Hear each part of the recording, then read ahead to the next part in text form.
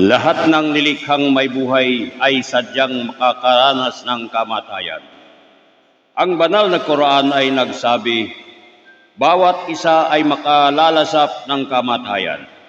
At tanging sa araw ng pagkabuhay muli ang pagkakaloob ng ganap na kabayaran sa inyong mga pinagsusumikapan.